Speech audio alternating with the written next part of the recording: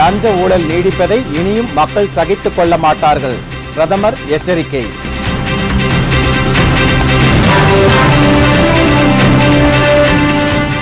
மே 13ஆம் தேதி வாக்கு எண்ணிக்கையின் போது முடிவுகள் வெளிவர தாமதமாகும்.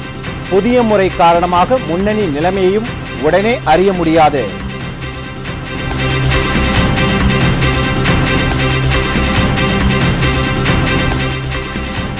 தமிழ்நாட்டில் மின்சார வெட்டு மேலும் கடுமையாகிறது. தினமும் 3 மணி நேரம் மின்சாரம் சப்ளை நிறுத்தம்.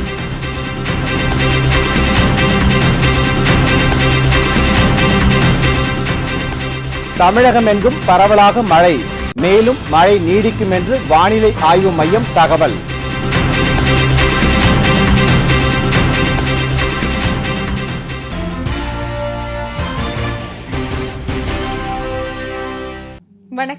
வணக்கம். விரிவான செய்திகள். லஞ்ச ஒழிப்புக்கான லோக்பால் மசோதா நாடாளுமன்ற மழைக்கால கூட்டத்தொடரில் தாக்கல் செய்யப்படும் என்று பிரதமர் மன்மோகன் சிங் தெரிவித்துள்ளார். புதுடெல்லியில் நடைபெற்ற நிகழ்ச்சி ஒன்றில் பேசிய அவர், மழைக்கால கூட்டத்தொடரிலேயே மசோதாவை நிறைவேற்ற தாம் விருப்பம் கொண்டிருப்பதாகவும் கூறினார். ஊழல் தொடர்வதை மக்கள் சகித்துக் கொள்ள மாட்டார்கள் என்று பிரதமர் எச்சரித்தார். Our aim is to strengthen the legislative framework, revamp administrative practices and procedures, and fast-track a systemic response to fighting corruption. A group of ministers is looking into the legal and administrative measures that can be taken in this regard. The group has a wide-ranging mandate, and I expect its recommendations to be available very soon. 5 மத்திய அமைச்சர்களும் 5 பொதுநல சேவர்களும் அடங்கிய கூட்டுக்குழு லஞ்ச ஒழிப்பு மசோதா குறித்து ஆலோசனை நடத்தி வருவது குறிப்பிடத்தக்கது. தமிழக சட்டமன்ற தேர்தலின் போது பதிவான வாக்குகளின் எண்ணிக்கை முறையில் மாற்றம் செய்யப்பட்டுள்ளது. இதனால் முடிவுகள் தாமதமாக வெளியாகும். இம்மாதம் 13ஆம் தேதி நடந்த தமிழக சட்டமன்ற தேர்தலின் போது 78% வாக்குகள் பதிவானது. இதன் எண்ணிக்கை அடுத்த மாதம் 13ஆம் தேதி நடைபெறவுள்ளது. 234 தொகுதிகளில் பதிவான வாக்குகள் தமிழகம் முழுவதும் 891 மையங்களில் எண்ணப்படுகிறது. ஓட்டு எண்ணிக்கைக்கு இன்னும் 22 நாட்களே உள்ளது. இதற்கிடையே ஒவ்வொரு தொகுதிக்கும் தனியாக தேர்தல் பார்வையாளர்களை நியமனம் செய்து தேர்தல் ஆணையம் உத்தரவிட்டுள்ளது. எனவே ஒவ்வொரு வாக்கு எண்ணிக்கை முடிவடைந்ததும் தேர்தல் பார்வையாளரின் ஒப்புதலுக்கு பிறகு அதன் விவரத்தை வெளியிடுவார்கள். இதனால் வாக்கு முன்னணி விவரம் வெளியாவதில் தாமதம் ஏற்படக்கூடும். தேர்தல் பார்வையாளரின் ஒப்புதல் இல்லாமல் அடுத்த சுற்று வாக்குகளை எண்ண முடியாது என்பதால் வாக்கு எண்ணிக்கை தினத்தன்று மதியத்திற்கு பிறகே முன்னணி நிலைமை தெரியவரும். தமிழகத்தில் 3 மணி நேரம் மின்சாரம் துண்டிக்கப்படும் என்று தமிழ்நாடு மின்சார வாரியம் அறிவித்துள்ளது. இதனால் பொதுமக்கள் கடும் அதிருப்தி அடைந்துள்ளனர். தமிழகத்தில் தற்போது அறிவிக்கப்படாத மின்வெட்டு அமலில் இருந்து வருகிறது. பெரும்பாலான இடங்களில் பல மணி நேரம் மின்வெட்டு இருந்து வருகிறது. குறிப்பாக கிராமப்புறங்களில் இந்த மின்வெட்டு காரணமாக விவசாய பணிகள் பெரிதும் பாதிக்கப்பட்டுள்ளன. இந்நிலையில் கிராமப்புறங்களில் 3 மணி நேரமும் சென்னையில் 1 மணி நேரமும் இன்று முதல் மின்வெட்டு அமலில் இருக்கும் என்று மின்சார வாரியம் அறிவித்துள்ளது. ஒரு நாளைக்கு 3 முறை ஏற்கனவே கட் ஆகுது கரண்ட், 1 ஹவர்னு. இதில் கவர்மெண்ட் வேற 1 ஹவர் கட் ஆகும்னு சொல்லி அதிகாரப்பூர்வமாக அறிவிச்சுக்கிறாங்க. இந்த நிலைமையில் நாங்கள் ஓட்டு வீட்டில் இருக்கிறோம், குழந்தைங்களை வச்சுன்னு வயசானவங்களாம் இருக்கிறாங்க. 1 ஹவர் கட் ஆச்சுன்னா எவ்வளோ வேதனைப்படுவோன்னு எங்களுக்கு தான் தெரியும். இது கவர்மெண்ட்டில் அவங்க ஏசி ரூமில் இருக்கிறவங்களுக்கு என்ன தெரியும்? அவங்க ஜென்ரேட் வச்சு உக்காந்துக்குவாங்க. நாங்கள் தானே கரண்ட் இல்லாமல் கஷ்டப்படுறோம். இவங்க என்ன 1 ஹவர் அறிவிக்கிறது? கோடை வெயில் உச்சத்தை எட்டியுள்ள நிலையில் மின்வெட்டு ஏற்படுவது பொதுமக்கள் இடையே பெரும் அதிருப்தி உண்டாக்கி இருக்கிறது. குமரி மாவட்ட கடல் பகுதியில் நிலவும் மேலடுக்கு சுழற்சி காரணமாக தமிழகம் மற்றும் புதுவையில் பரவலாக மழை பெய்துள்ளது. தமிழகத்தில் கோடை வெப்பம் உச்சக்கட்டத்தை எட்டியுள்ள நிலையில் கடந்த 1 வார காலமாக பெரும்பாலான இடங்களில் மாலை நேரங்களில் இடியுடன் கூடிய கோடை மழை பெய்து வருகிறது. குறிப்பாக தென் மாவட்டங்களில் பல பகுதிகளிலும் நல்ல மழை பெய்து வருகிறது. கடந்த 24 மணி நேரத்தில் அதிகபட்சமாக தருமபுரி மாவட்டம் மாரண்டாள்ளியில் 10 சென்டிமீட்டர் மழையும், ராயக்கோட்டை மற்றும் குன்னூரில் 7 சென்டிமீட்டர் மழையும், செங்கோட்டை, தென்காசி மற்றும் பட்டுக்கோட்டையில் 5 சென்டிமீட்டர் மழையும் பெய்துள்ளது. குமரிக்கடல் பகுதியில் நிலவும் ஒரு மேலடுக்கு சுழற்சியின் காரணத்தினாலே கடலோர பகுதியில் 1 இடங்களிலும் உள் மாவட்டங்களில் ஒரு சில இடங்களில் மழை பெய்துள்ளது. மிக அதிகமான மழை 10 சென்டிமீட்டர் தருமபுரி மாவட்டத்தில் மாரண்டஹள்ளியில் பதிவாகியுள்ளது. வாரம் 24 மணி நேரத்தை பொறுத்தவரை இந்த மேலடுக்கு சுழற்சியின் காரணத்தினாலே தமிழகம் மற்றும் புதுச்சேரியில் அநேக இடங்களில் நாம் மழை எதிர்பார்க்கலாம். சென்னை நகரை பொறுத்தவரை வானம் மேகமூட்டத்துடன் இருக்கும். நகரின் சில பகுதிகளில் இடியுடன் கூட மழை வருவதற்கான வாய்ப்பு உண்டு. அடுத்த 24 மணி நேரத்தில் தமிழகம் மற்றும் புதுவையில் சில இடங்களில் பரவலாக மழை பெய்யக்கூடும் என்று சென்னை வானிலை ஆய்வு மையம் தெரிவித்துள்ளது. இதற்கிடையே நீலகிரி மாவட்டம் குன்னூரில் விடிய பெய்த கனமழை காரணமாக மின்தடை ஏற்பட்டது. அப்போது கனமழை காரணமாக மன்பிளசன்ட் என்ற பகுதியில் மிகப்பெரிய தடுப்பு சுவர் அருகில் இருந்த வீடு ஒன்றின் மேல் விழுந்ததில் 2 சிறுமிகள் பரிதாபமாக பலியாயினர். விழுப்புரம் மாவட்டம் திண்டிவனத்தில் இன்று காலை முதல் நல்ல மழை பெய்தது. சுமார் 1 மணி நேரத்திற்கு மேல் பெய்த மழையால் விவசாயிகள் மகிழ்ச்சி அடைந்துள்ளனர்.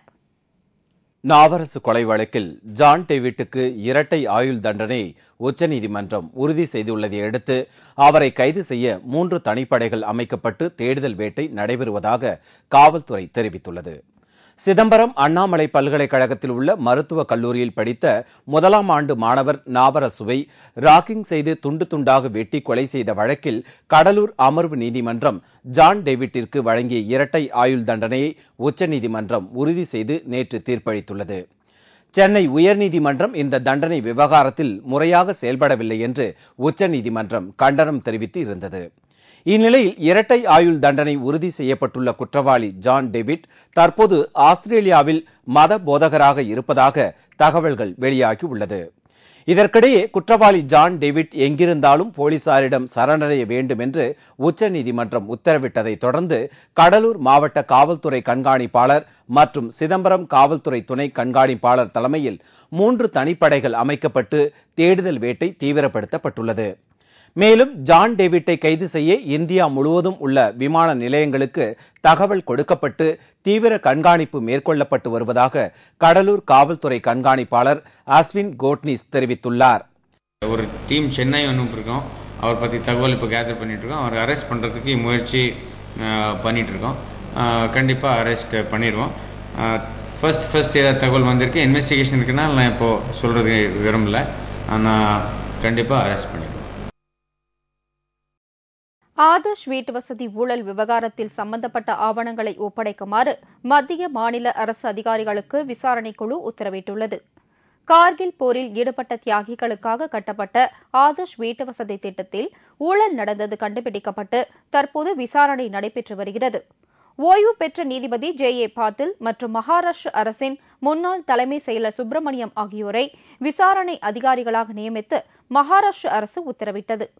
இந்நிலையில் ஆதர்ஷ் வீட்டு வசதி கழக ஊழல் சம்பந்தமான அனைத்து ஆவணங்களையும் இம்மாத இறுதிக்குள் விசாரணை அதிகாரிகளிடம் ஒப்படைக்குமாறு சம்பந்தப்பட்ட மத்திய மாநில அரசு அதிகாரிகளுக்கு நீதிபதிகள் உத்தரவிட்டுள்ளனர். லோக்பால் சட்ட வரைவு மசோதா தயாரிப்பு குழுவைச் சேர்ந்த வழக்கறிஞர் சாந்தி பூஷனுக்கு எதிராக புதிய குற்றச்சாட்டு கிளம்பியுள்ளது. நாட்டில் ஊழல் செய்பவரை தண்டிக்க வகை செய்யும் லோக்பால் சட்ட வரைவு மசோதாவை உருவாக்க குழு ஒன்று அமைக்கப்பட்டு அதற்கான வேலைகள் நடைபெற்று வருகிறது. இந்நிலையில் இந்த குழுவில் இடம்பெற்றுள்ள வழக்கறிஞர் சாந்தி பூஷன் மீது ஊழல் குற்றச்சாட்டு எழுந்துள்ளது. நீதிபதி ஒருவருக்கு லஞ்சம் கொடுக்க வலியுறுத்தியதாக அவர் மீது புகார் எழுந்துள்ளது.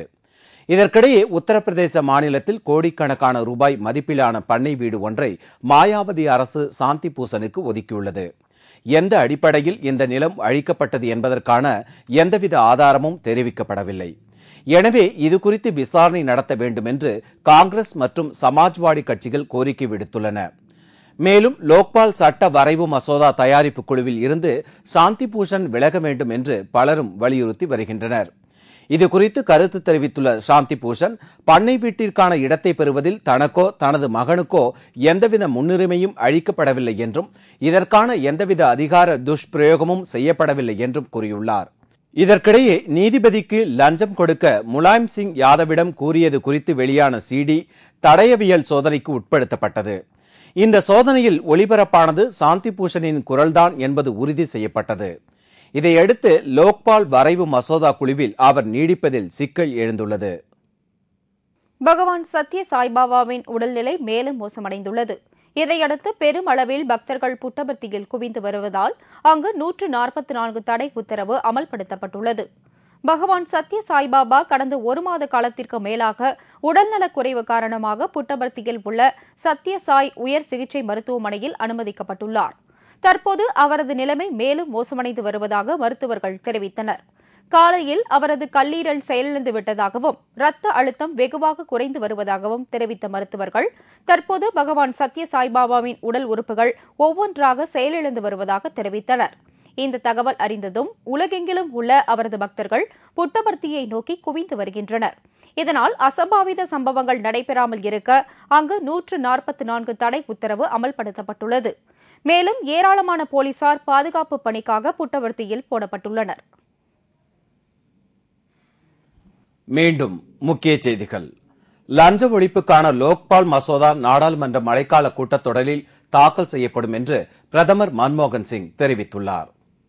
தமிழக சட்டமன்ற தேர்தலின் பொது பதிவான வாக்குகளின் எண்ணிக்கை முறையில் மாற்றம் செய்யப்பட்டுள்ளது. இதனால் முடிவுகள் தாமதமாக வெளியாகும். தமிழகத்தில் 3 மணி நேரம் மின்சாரம் துண்டிக்கப்படும் என்று தமிழ்நாடு மின்சார வாரியம் அறிவித்துள்ளது. குமரி மாவட்ட கடல் பகுதியில் நிலவும் மேலடுக்கு சுழற்சி காரணமாக தமிழகம் மற்றும் புதுவையில் பரவலாக மழை பெய்துள்ளது. இத்துடன் செய்திகள் நிறைவடைந்தன. மீண்டும் செய்திகள் இரவு 10 மணிக்கு. உங்கள் பிரச்சனைகளுக்கு உடனடி தீர்வு காண 30134600 என்ற கேப்டன் டிவியின் தொலைபேசி எண்ணை தொடர்பு கொள்ளுங்கள். வணக்கம். வணக்கம்.